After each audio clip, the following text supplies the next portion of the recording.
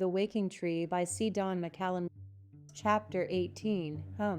Outside, Josephine wandered, sobbing for all that she had done. Christopher had taken his place in the world, his place of rest and letting go, but she was alone. Her mama gone, her daddy gone. Bernadine's voice no longer chimed in her ears. I ran him off, Josephine said to the sun. He ran Mama off, and now I ran him off. Please don't leave us here alone. Never before had she known what guilt was, and now it distorted her blood into strange shapes that she had seen before. Her blood cells ran like burrs and stickers through her veins, getting stuck in sharp turns, cutting her and causing her to burst on the inside. She didn't hear the animals, the insects and birds, or the flowers or trees. Look behind you, we cried, looking at the thick cloud rushing toward the little house on the edge of the woods. But the noise of her blood was too loud to hear over the coming storm. Birds secured their homes and chattered goodbyes, just in case not all of them made it through the coming rains. Some flew to the horizon toward the limbs of new homes. Some of the bugs burrowed deep in their holes and tried to sleep. Others slid into the bark of trees or under leaves on the ground, under rocks. The trees stood. We relaxed their limbs, roots, and leaves, breathing in the dirt being stirred up by the forces in the distance. In our preparations for the heavy winds and rains, we watched the girl Josephine, who began to cry from the pain of her bleeding insides. She wished she hadn't taken the coins. She wished she hadn't kept them when her grandmother handed them to her in a glow of light. She had known it would hurt her daddy if he found out, and she knew he would find out. She shouldn't have listened to her grandmother or to the dreams. She turned to look at my calm branches. Why didn't you tell me? She asked. She knew that I'd seen it all from my place in the woods. I had been there when her grandfather built this house, when Christopher bled in the old workshop, when Bernadine died, when her family moved in. I knew all of the secrets, had known what to do. I remembered all of it. Come sit under my branches, I wanted to say. I watched her with her doll dangling in her hand, trying to figure out where to go next and what to do when she got there. I hummed about the storm. You will find what you want. You'll find that and more if you keep listening, I said, and let her go. Get in here, Josephine, Darnell yelled. You could get killed out there. He put his arms around her at the waist and pulled her from where she had planted herself in the backyard. He dragged her. She screamed. She wanted to stand in the middle of the backyard as the water rushed around her ankles in the angry gush until they all came back, or until she could find a way to them. She missed her mama. She missed her grandma. She missed her daddy. She missed Christopher. When her brother picked her up, her dislodged legs flailed wildly at random in the air and against Darnell's body. Rachel spun, spiraling in the rain pool topped with floating grass, and drifted away until she hit a curved concrete border of Abra's flower bed. Josephine struggled in his arms to get the doll to let the rain pour down on her. Darnell reached down to pick up the doll and headed to the house with his arms clamped around his sister. He slid and slammed the glass door shut. Josephine dripped, shivered, and sobbed on the living room floor. They were all alone now as the thunder and lightning shook the house and rattled the windows and doors, as the deluge dropped from the sky in fat, heavy drops. Rachel smiled. Come here, he said, pulling her to the bathroom. Get your clothes off. He reached in the cabinet and pulled out a clean towel to wrap her in. He held her there on the cold tiles, and warmth began to return to her, though she still shivered. I'll get you something clean to put on. Josephine cried, I want my nightie. Okay, I'll get it. His voice was petal soft like his mama's could be sometimes, Before he left, he squeezed the cold water from her hair with another towel.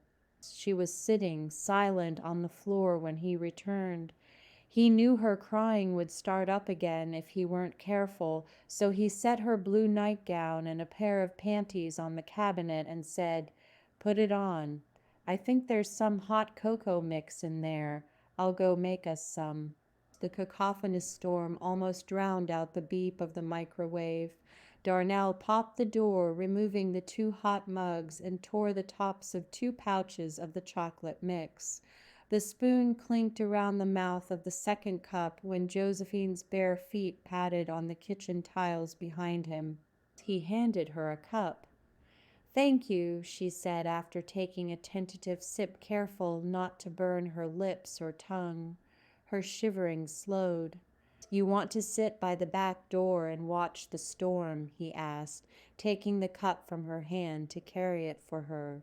"Okay," she said, wondering if his eyes had always been so blue like hers. She tried to ignore his night wounds, the scabs on his hands and forearms. He carried their cups to the living room, and she followed her brother. He got a blanket and the pillows off of her bed. They wrapped themselves in pink and sat sipping the sweet, hot fluid as the sky attacked everything they saw. The house responded to the harsh winds and rain with a new song, a song of peace at last.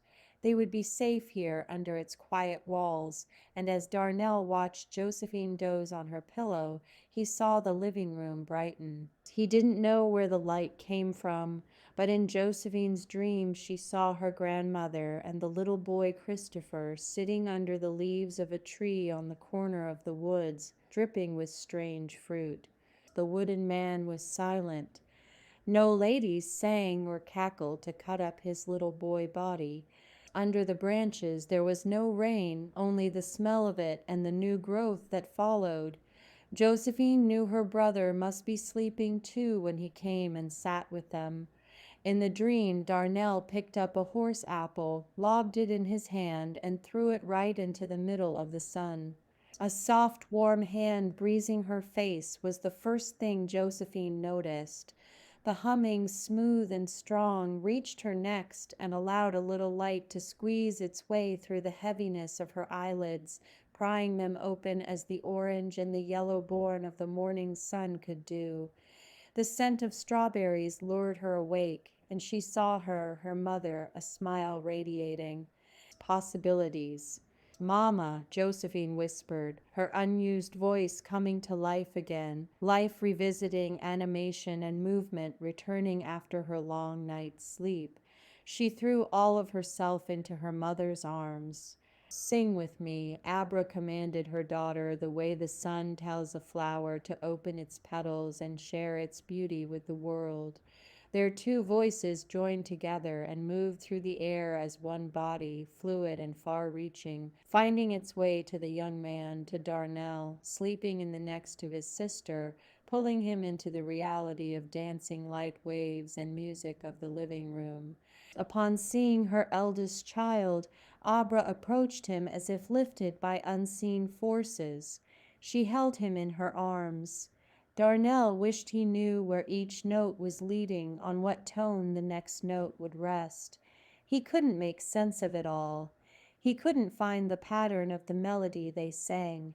"Just enjoy it," Abra told him, her arms tight around him. "Let it fill you. The song will dance you when you let it, and that's when you really learn to sing." Josephine stood and hummed, looking at the ever-increasing intensity of the light outside. Glancing at her mother's face in the picture, she saw the answer to her question. Josephine, in an urgent running leap, ran to the front door to get a better look at the rising sun. Outside, the 3 of them were hit by the dew-scented morning air. The breeze was full of the fragrance of trees, the moist and living soil, and most of all of Abra's flowers that stood celebrating the new day. The cement was cool and moist under Josephine's feet. She let it soak up some of her warmth before moving to the crawling, journeying grass. Clouds thick with good news hurried across the sky in their joy, changing their song, their message every second of every day, yet always staying true.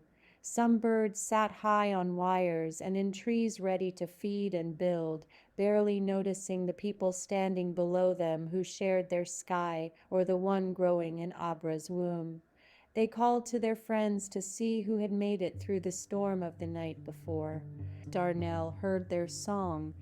He memorized their rhythm and let the cool air fill his lungs, while the clouds reinvented themselves before him. Josephine, singing, lifted her arms and conducted the clouds with her hands from afar.